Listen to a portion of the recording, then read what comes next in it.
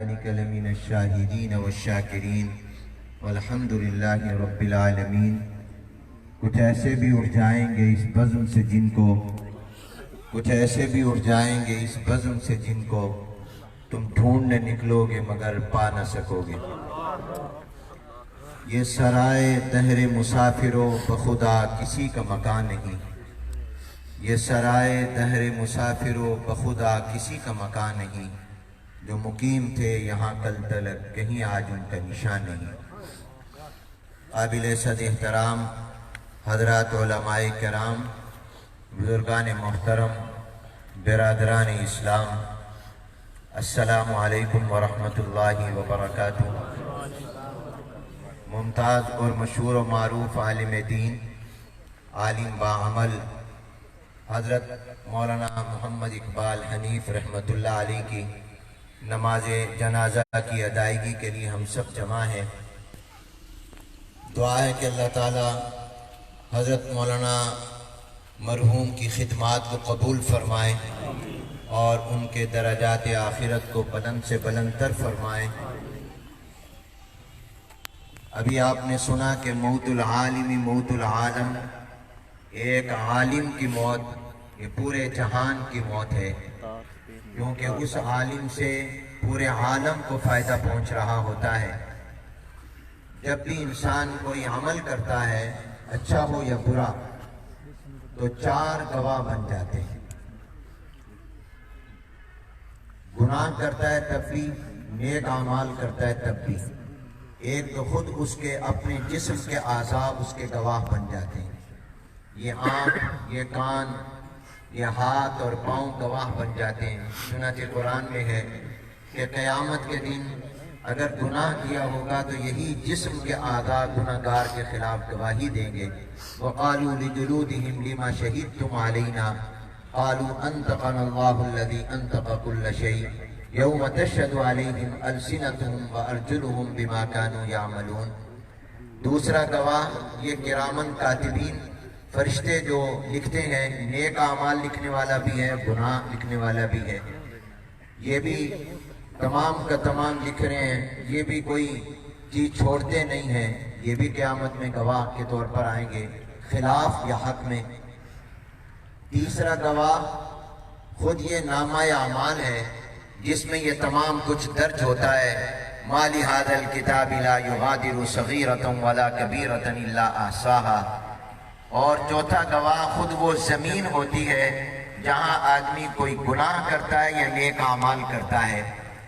جب اللہ کا نیک بندہ دنیا سے جاتا ہے تو صرف اس کے عزیز و اقارب نہیں روتے، بلکہ وہ زمین بھی روتی ہے جہاں وہ سجدے کرتا تھا، جہاں وہ کھڑے ہو کر نماز پڑھتا تھا۔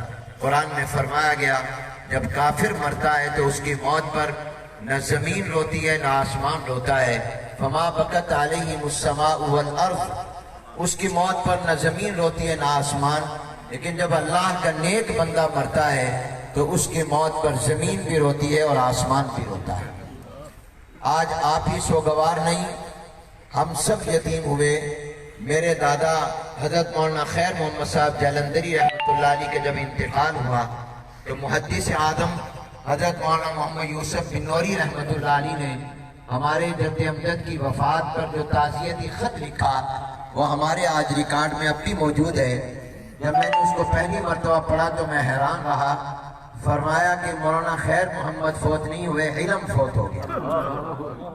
مولانا خیر محمد فوت نہیں ہوئے، عمل فوت ہو گیا۔ مولانا خیر محمد دنیا سے نہیں گئے، جو تقوی اللہ نے ان کو دیا تھا وہ تقوی چلا گیا۔ تو مولانا اقبال حنیف رحمۃ اللہ علیہ کے جن حضرات نے بھی دیکھا وہ اس کی گواہی دیں گے کہ وہ عالم باعمل تھے، وہ مجسم تقوی تھے، کتنی سادہ زندگی گزاری اور تقریباً 60 سے 70 سال انہوں نے اس علاقے کی دن رات جو خدمت کی اور یہاں جو قرآن و سنت اور توحید و سنت کی روشنی کے چراغ جلائے وہ آپ سب حضرات جانتے ہیں۔ تو اس لیے آج قصبہ گجرات یا ضلع مظفر گڑھ یا علم کی دنیا وہ یتیم نہیں ہوئی، بلکہ یوں سمجھو کہ یہ جنازہ علم کا جنازہ ہے، عمل کا جنازہ ہے، تقوی کا جنازہ ہے۔ اللہ تعالی حضرت مولانا مرحوم کے تمام خدمات کو اپنی بارگاہ میں قبول فرمائے۔ مگر یاد رکھو میرے دوستوں اور بھائیوں، اس دنیا میں جو آیا وہ جانے کے لیے آیا، کوئی ہمیشہ رہنے کے لیے نہیں آیا۔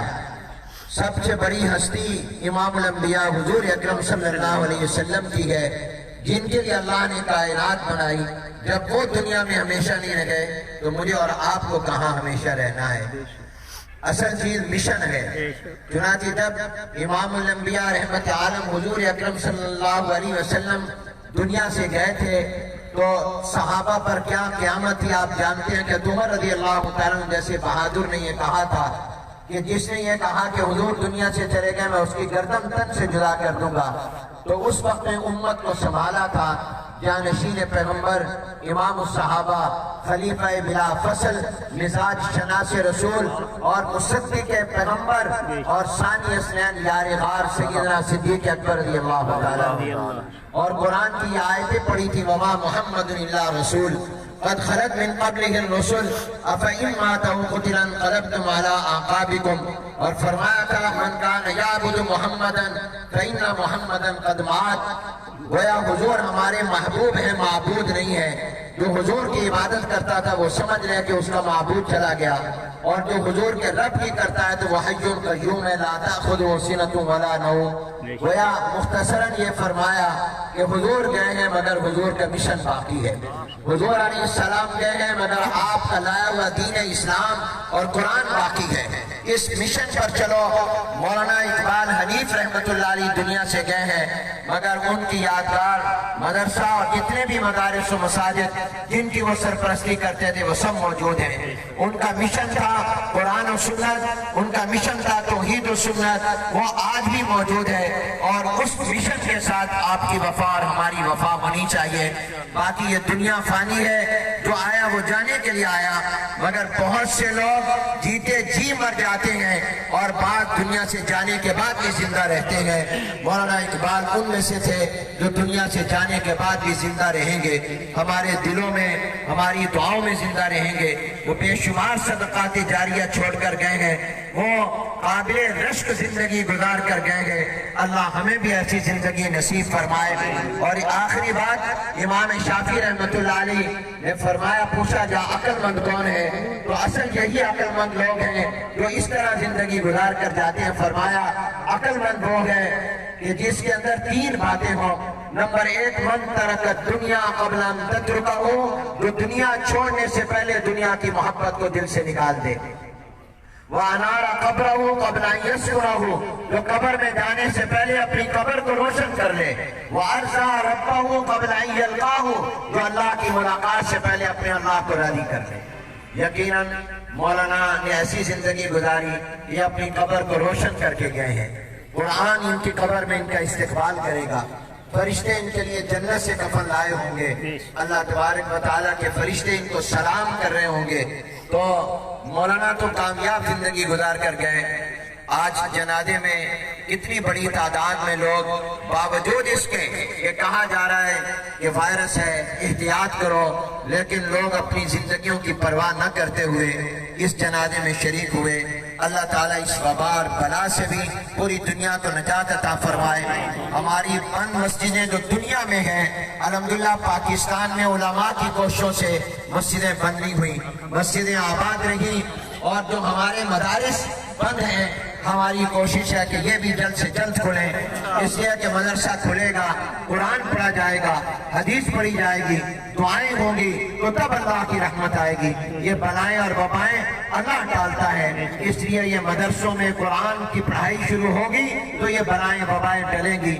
یہ کرونا ہو، ٹڈی دل ہو، کتنے بھی عذاب ہیں یہ ہمارے گناہوں کی وجہ سے ہیں۔ ہمیں توبہ کرنی چاہیے، استغفار کرنا چاہیے، اللہ کی طرف رجوع کرنا چاہیے، اپنے گناہوں کی معافی مانگنی چاہیے۔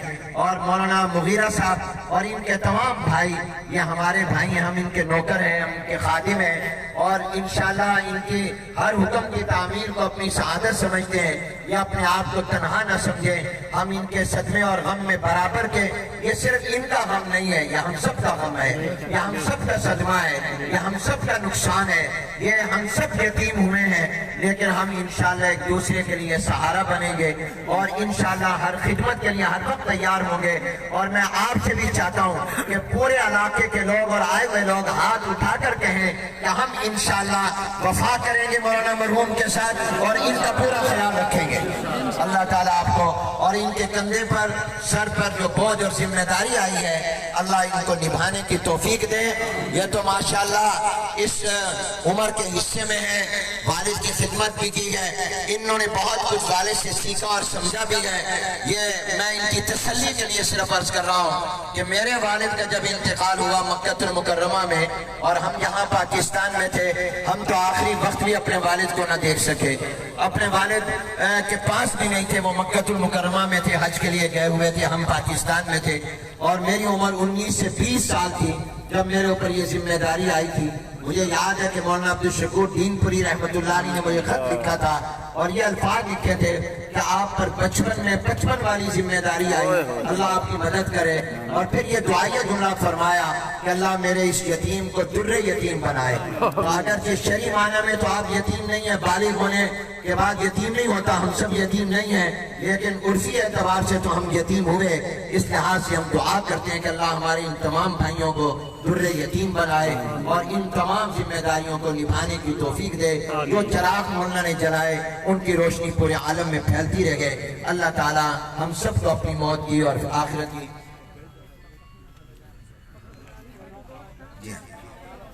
مولانا مغیرہ صاحب انشاءاللہ اپنے والد مرحوم کے جانشین ہوں گے اور وہ علمی جانشین بھی اور روحانی جانشین بھی ہوں گے، خاندان کے اعتبار سے بھی ہوں گے اور اپنے مدارس اور مساجد کے اعتبار سے بھی اور اس علاقے کے اعتبار سے بھی۔ مولانا نے پوری زندگی علاقے سے وفا کی ہے، علاقے والوں تم بھی وفا کرنا۔